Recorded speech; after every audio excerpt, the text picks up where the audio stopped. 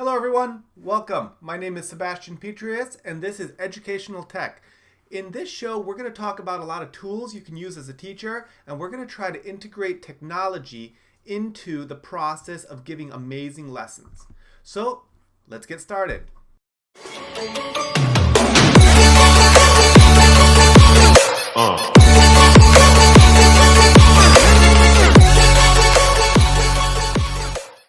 Hey everyone, again, my name is Sebastian. Welcome to Educational Tech. Today we're going to specifically be talking about how to get rid of papers in your classroom. According to Tormala, a very interesting article that you can see in the comments below, we spend about 8.5 hours every trimester grading and organizing papers.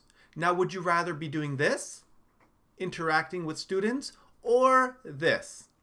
Just sitting there grading and organizing papers. So we're going to talk about how we can use classrooms effectively to get rid of all that time wasted. Now I want to make it clear that there are other options out there. For example, you can use something like Schoology or Canvas. Those are very good learning environments. However, Google Classrooms is very widely supported, and it might be the only option you have at your school, because the other options, even though they have free functionality, does lack some features if your school doesn't fully subscribe to them.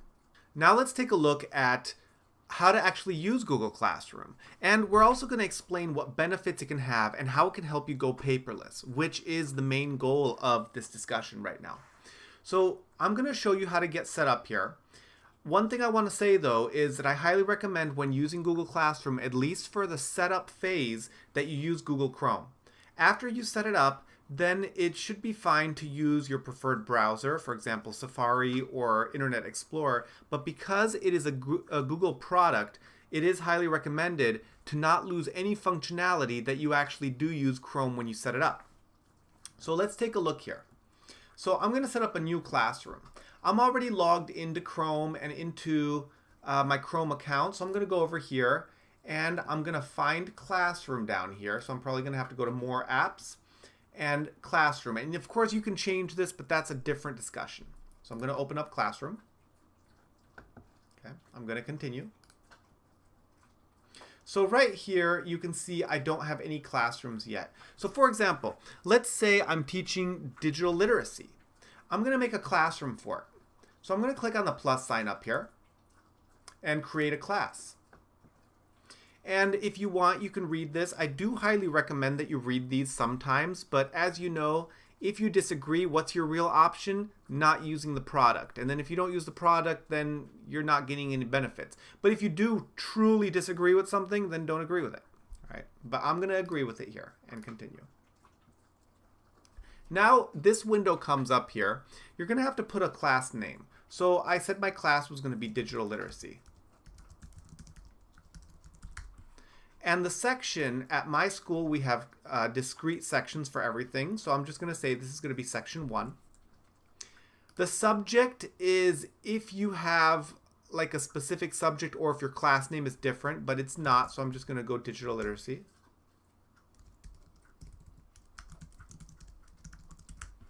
And the room number, I'm going to say 211 because that's actually where I do teach it. I'm going to create a classroom. It takes a little bit to create, but once it's done, students are able to actually log into this thing and they can see all of their assignments. So once you have it created, you're going to have to play around with it a little bit. We're going to go through some basic stuff, but we're not going to go in depth. But the good thing is that Google actually offers a lot of resources on how to create these things effectively. And because it's so commonly used, you can find a lot of tips and tricks on how to use it. So this is what I like to do. So if we look up here, we have stream, classwork, and people. So for the stream, once I create some sample assignments here, it's just going to show from top to bottom the assignments. This is actually something I didn't like about Google Classroom in the past, because when a student logged in, all they saw was a list of everything that you posted, and I found that to be very confusing. And I actually rather have used things like Canvas, even though I didn't have all the functions, because I couldn't organize work correctly. However, recently Google Classroom has this classwork tab, which is extremely useful. So if I click on classwork, I can create a topic. So I'm going to use a topic here, and I'm going to say topic to be introduction.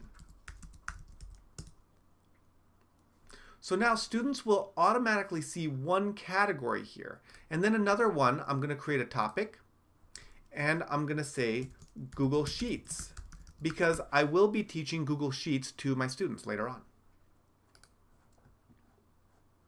As you can see here, now we have two main topics in which I can add information. So I'm going to create an assignment, and I keep clicking got it here. After you do this one time, you're not going to have to do these steps again for the got it and things like that. So the first assignment I'm actually going to create is an assignment that we often use when we start a class where I want to get to know students. And I think this assignment is very important. Not all teachers do it, but I find out a lot of things about my students, and I get to know what their struggles are. I work in a very socioeconomic diverse area. So I have some students that are going through a lot of difficult things. And I like to know these things because it'll help me gear my lessons and really help them out. So I'm going to name this assignment just About You. Okay. I'm going to grade this assignment, but I'm just going to do it on completion. So I'm going to give it something like 2 points. And this is important here for the topic. I'm going to stick it into the introduction topic. I didn't create the assignment yet, but I will. I'm going to create the assignment so I can show you how it works. Okay. I'm going to assign this kind of like a placeholder. So once this is assigned, as you see, the assignment is actually sticking right here in the introduction part of the class. So to actually create an assignment, I'm going to go to Google Forms, and this is the beauty of Google Classroom. And this is where it really helps to cut down on paper. So instead of actually having to give them a paper where they write about themselves and then me organizing it by section and going through each one individually, I can create a form for them, and Google Classroom gives them a link to that form, and I have a unified place for all the information. So I'm going to click over here, and I'm going to make a new form. Okay,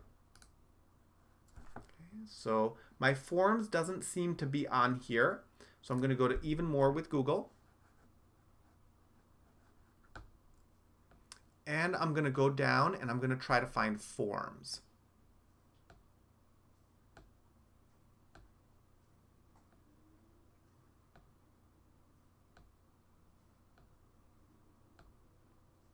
Here we go. So let me see. Forms is right here. And you can, of course, adjust your bar so that it comes up in the bar.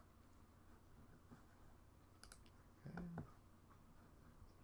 So for Google Forms, I'm going to make a new form here. And I'm just going to do this very quick. It's not going to be a complete form, but I just kind of want to show you how it works.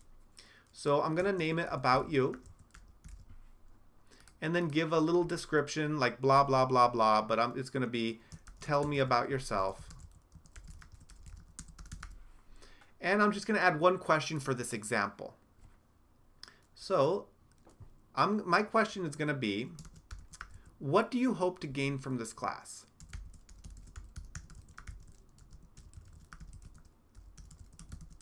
And I'm gonna change it, actually change automatically, which is great. Change to a paragraph. And I'm gonna make it required because I don't want students just to open this up, not answer anything, and then I have to shift through students that answered and who didn't. So I'm gonna make all these things required because all students are gonna get credit for answering it, and it's easy for me to grade that way. Okay. So I'm gonna name this form. I'm just gonna name it About You and then Digital Literacy. Okay, so now let me go back to Classroom. I'm going to open this up again and I'm going to edit it. So here, I'm going to click on the little Google Drive symbol. And it comes up automatically, but I also, of course, have a search bar, and I can go to My Drive or Starred, or I can even upload something. But luckily, I just did it, so it's under Recent. So I'm going to click on it, and I'm going to go Add. And it's right there. So if I save it, now all of my students see this. So when they log into my classroom, and I'm going to show you how to actually add students to it in just a little bit. But when they log into my classroom, they get to see this right here for introduction. And I can actually set a due date also if I want to. I can go due by this date, and they have a little calendar which tells them when it's due. But if they go here and they click on it, it automatically takes them to this. And if I was actually doing this for my specific class, I'd also ask them to put their names in and their period number so that I can sort it on a spreadsheet. But then here, basically what they would do is they would write what they wanted here. So what do you want to gain from this class?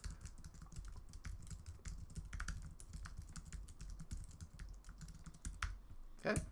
And they'll click on submit. Okay. You can also play around with forms and only let one person submit at one time. Let me go to forms now. So if I go to responses, I can get a summary, and I find this extremely helpful. Because unlike paper, on paper you can do this too, but it takes a long time, I found, to start organizing what the responses are. But here I can get a summary. So even if I don't want to look at an individual student's answer, I can get a feeling of the class by looking at this. So if I have 35 students, all of their answers will be down here. So I can look at each question and quickly look through and see if anything catches my eye. But I can also click on this right here, and I can create a spreadsheet.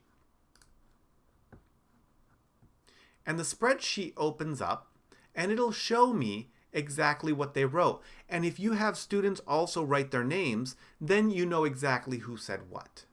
So I find this extremely helpful. And this right here alone, this integration of forms and Google Classroom, gives students a unified place and lets you as a teacher get rid of handing out papers. Forms also let you include tests in the classroom, which is very important and can do self-grading.